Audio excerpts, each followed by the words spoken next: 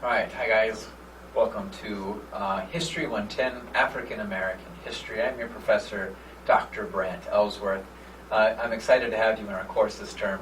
And in my previous video, I outlined some specifics about me, your professor. I admit the video, to rewatch that video was embarrassing, but now you know a little bit more about me. This week, I hope to be able to learn a little bit more about you.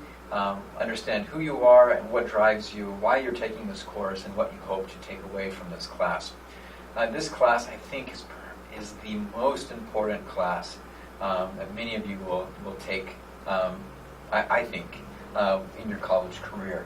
Now that may be debatable, but I find great significance in this course. And I want to outline why that is in this video, as I give you a brief overview about this class, what you can hope to accomplish this term, and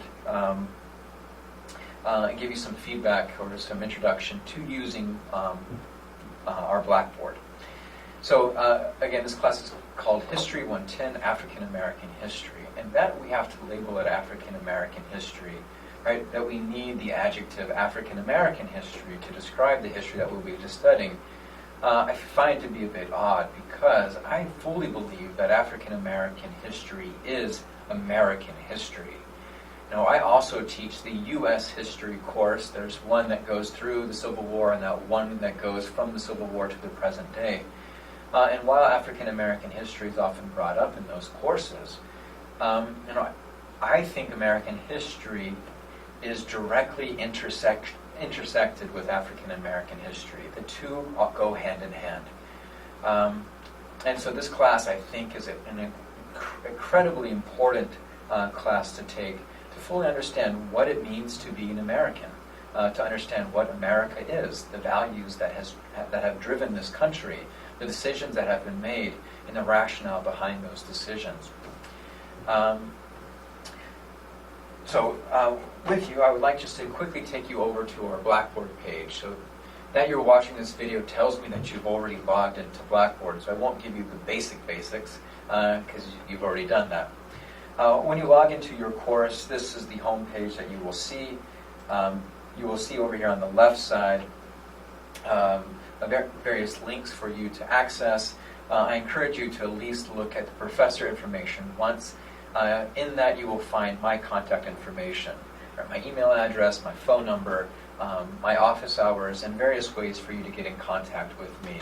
I pledge to you right now that I will make myself as available as to you as possible. I'm only teaching online courses this term, which means that I will be having long office hours. I will not be sneaking off to classes. As long as I'm on campus, I am here for you. Now, I admit that many of you are distance learners. You are not near our Summerdale campus or our Lancaster campus. And so getting in the car and driving down to visit with me is probably out of the question. For you, I make special considerations.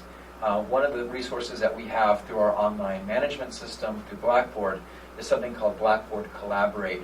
It allows essentially a Skyping session where I can connect to my webcam and you can connect to yours, and we can meet face-to-face.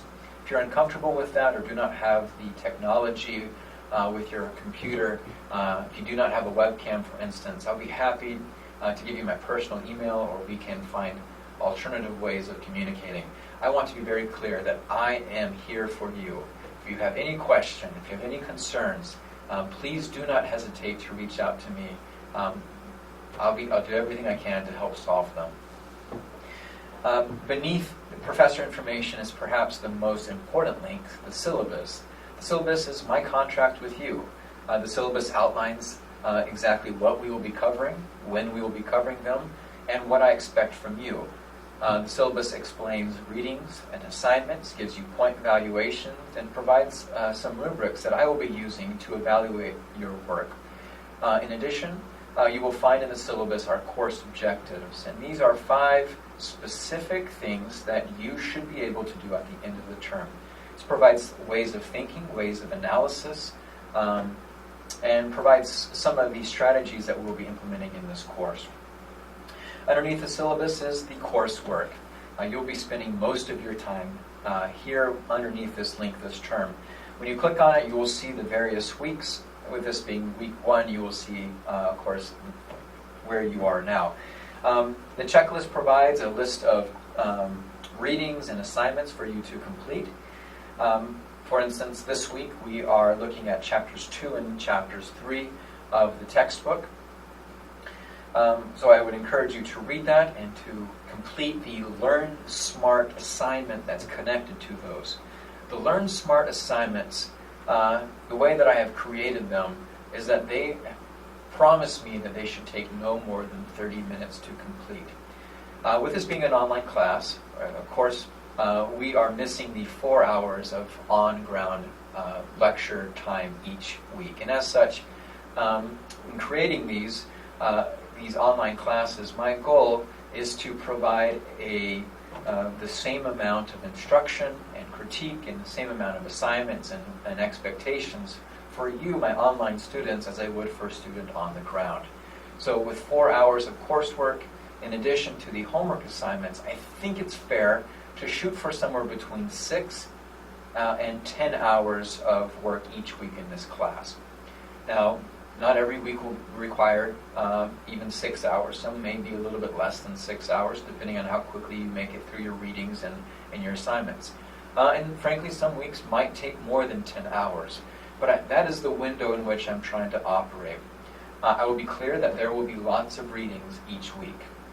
The textbook that you have purchased has, I think, 26 chapters, and while we will not touch on every chapter, we will touch on the majority of them.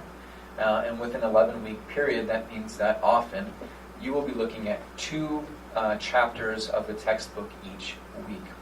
I encourage you to read it in conjunction with the Learn Smart activity. If you simply read and then complete the Learn Smart, you may be doing redundant work. So instead of that, what I would recommend is that you immediately log into the readings through the Learn Smart, that you read and answer the questions that have been posed via the Learn Smart assignment at the same time. Seeing a question, going back, reading through the material to properly answer, and going back and forth. Again, every Learn Smart activity, in creating it, the content said that it would take roughly between 25 and 30 minutes to complete each Learn Smart. All right, moving down, you will see a Materials and Resources folder. Of course, that is where you'll find most of the readings for the week. Beneath that, you will see the assignments and projects.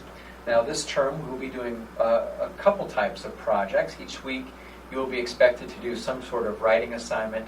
These are generally between 500 and 750 words in length, so roughly 1.5 pages of text. In addition, most weeks you will also be asked to do a discussion board forum. The discussion boards come in 2 parts.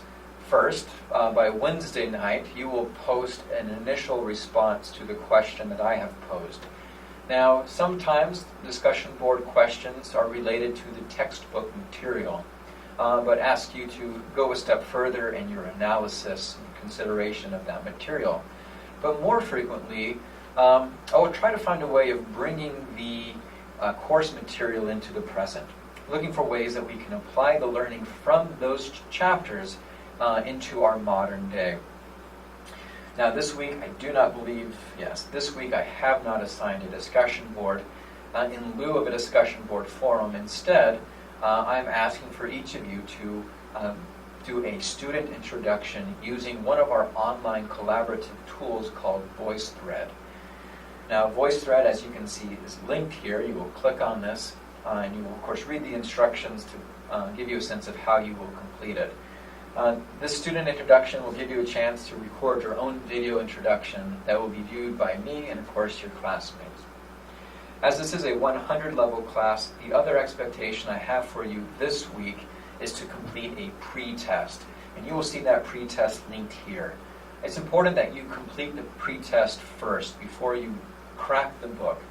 The pre-test is to give us at Central Penn a general understanding of what you bring to the table. What is your understanding of African American history? Do you know this material? We will also be taking a post-test at the end of the term. And while the post-test isn't necessarily considered like a final exam, where a significant portion of your grade hinges on your score on that post-test, this does give us a sense of what you've been able to learn and how valuable the instruction and the course materials have been in your learning. All right, I'm getting famished. All this talk with no water. That is it for the time being. If you have questions, again, I encourage you to seek me out, send me a message, come stop by my office. Let's talk. I want to make sure that you know that I am here for you. Your understanding, your success this term is my goal. And so if there's anything that's causing a hindrance to that, please let me know so that we can look for ways of facilitating your learning. All right, this will be a great semester. I'm looking forward to working with you as we study American history. All right, best of luck to you this first week, and I will see you next week. Bye.